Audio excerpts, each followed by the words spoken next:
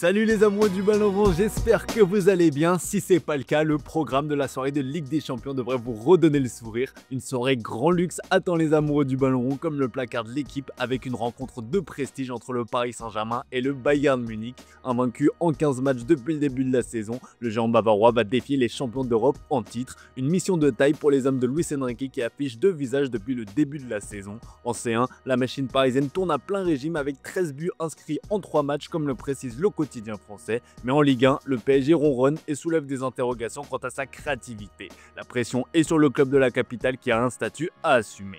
Toute la presse attend un spectacle ce soir, un sommet, une promesse, écrit le Parisien. Qui dit grosse rencontre dit duel de stars, l'opposition entre Dembélé et Olise est attendue. Pour ceux qui l'ont loupé, on vous a sorti un long format sur la nouvelle star des Bleus et du Bayern Munich. Quoi qu'il en soit, ce PSG Bayern Munich a tout d'une finale avant l'heure lâche le progrès. En Espagne, le journal AS parle aussi de finale anticipée. Un choc auquel Désiré Doué ne participera pas. Comme vous le savez, le Français est sorti en larmes sur civière face à Lorient. Le PSG avait communiqué sur une lésion de la cuisse et évoqué une indisponibilité de quelques semaines, mais selon l'équipe, l'international français souffre en réalité d'une lésion de grade 3 sur une échelle de 0 à 4. Au PSG, certaines personnes en interne estiment que Doué pourrait être prêt en fin d'année, d'autres pensent que le joueur de 20 ans devra attendre janvier 2026. Enfin, pour être complet sur l'actu en France, l'AS Monaco joue son avenir européen ce soir face à Bodo Glimt.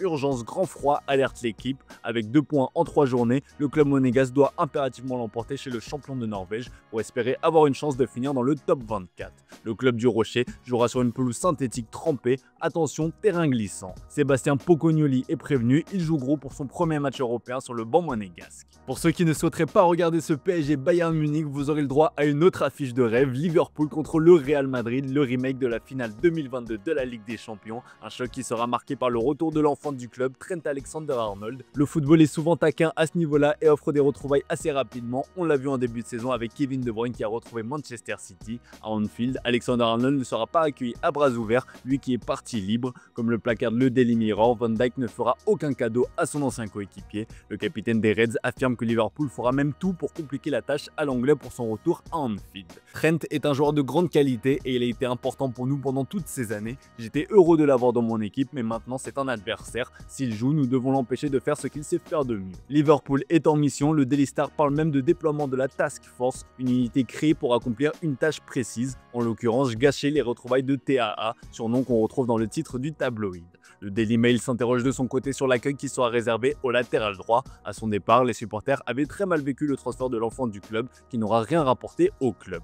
Pour pimenter un peu la rencontre, le journal AS rappelle de son côté que Virgil van Dijk a voulu signer au Real Madrid. Le défenseur central a attendu presque la dernière minute avant d'accepter la prolongation de contrat proposée par Liverpool. La tension était même à son comble et par moments le club de la Mersey a cru perdre le néerlandais. Le joueur a de son côté espéré qu'à un moment donné le Real Madrid se tournerait vers lui pour renforcer sa défense, une situation qui ne s'est finalement jamais produite. Le Real Madrid a finalement misé sur Dean Huijsen pour rajeunir sa défense. En Espagne, on évoque aussi et bien évidemment ce choc. Alexander-Arnold ne sera pas le seul à revenir à Anfield, c'est aussi le cas de Xabi Alonso. C'est Xabi, placard le journal AS en anglais. L'Espagnol retrouvera Liverpool où il est arrivé à 22 ans et a joué pendant 5 saisons. Au total, il aura disputé 143 matchs sous le maillot des Reds, marquant le club par sa classe et surtout le duo qu'il formait avec la légende du club, Steven Gerrard. Xabi Alonso devrait a priori recevoir un accueil chaleureux, il a en tout cas confié son bonheur de revenir dans ce club qui l'a marqué. Bueno, por una parte es un clásico, es un grande del fútbol europeo, ¿no?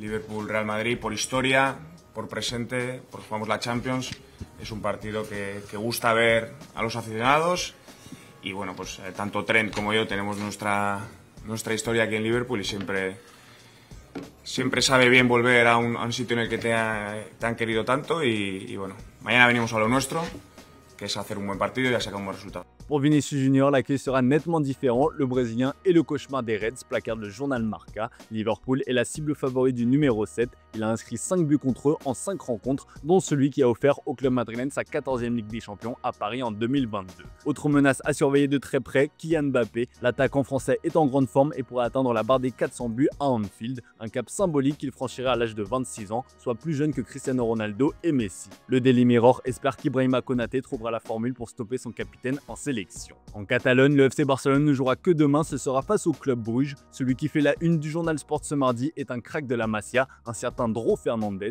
Apparu à 3 reprises cette saison, le milieu offensif fait partie des nombreux talents à suivre de la formation catalane. Le journal parle d'un pari pour l'avenir pour évoquer le joueur de 17 ans. Hansi Flick apprécie les qualités de Dro et compte en faire un élément de rotation dans son effectif cette saison. Il représente un véritable investissement pour le club et bénéficie de la confiance de son entraîneur malgré son jeune âge. Manchester City s'était intéressé à lui cet été, mais Dro est clair, il veut réussir sous les couleurs du Barça. Le jeune joueur issu du centre de formation a déjà entamé des discussions avec le Barça en vue de signer un contrat à long terme lorsqu'il aura atteint sa majorité. Dro espère certainement suivre la même trajectoire que son aîné Lamine Yamal. La star barcelonaise traverse en ce moment une période assez compliquée, la faute à une pubalgie qui l'empêche de revenir à son meilleur niveau. D'après le journal AS, le Barça a décidé de prendre une décision radicale à son sujet. Pour éviter à Lamine une rechute ou du moins pour en minimiser l'impact, son temps de jeu sera géré avec soin. Cela signifie qu'il ne jouera pas tous les matchs en entier comme il en avait l'habitude et qu'il doit donc comprendre et accepter un rôle de remplaçant parfois. Flick et le staff médical lui ont expliqué que terminer les matchs sur le banc est un élément fondamental de son traitement. Reste à savoir comment l'intéressé accueillera cette nouvelle.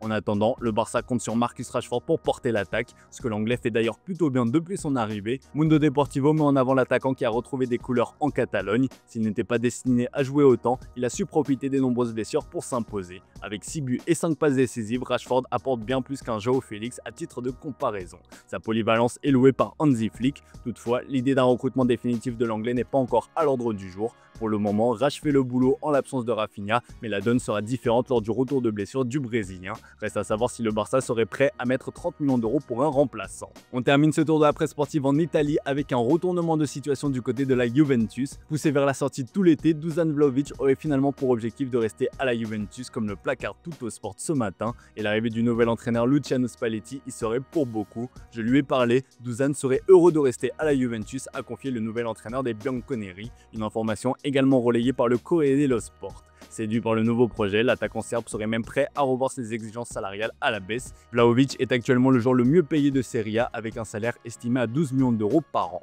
Si le Serbe décide de rester, ce serait bien évidemment une mauvaise nouvelle pour Jonathan David, comme le relaye la Gazzetta dello Sport. Le buteur canadien éprouve toutes les difficultés du monde à s'adapter. Lors du premier match dirigé par Spalletti, Openda avait d'ailleurs été préféré à David. Si Vlahovic reste, l'ancien buteur du LOSC pourrait avoir encore moins de temps de jeu. Le journal Au Papyrus explique qu'il est même possible que le buteur de 25 ans vienne à quitter la Juventus dès le mois de janvier, soit quelques mois seulement après son arrivée. Des clubs de première ligue dont Tottenham et Chelsea pourraient être intéressés à le récupérer.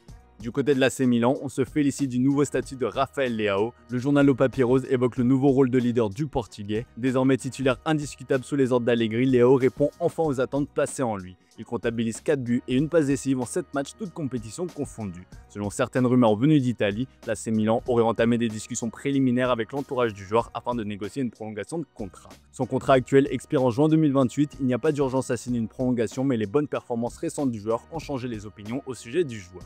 Voilà les amis, c'est tout pour ce matin, merci pour votre fidélité, très belle journée à vous. Comme d'hab, on se retrouve en fin d'après-midi pour le traditionnel JT Foot Mercato.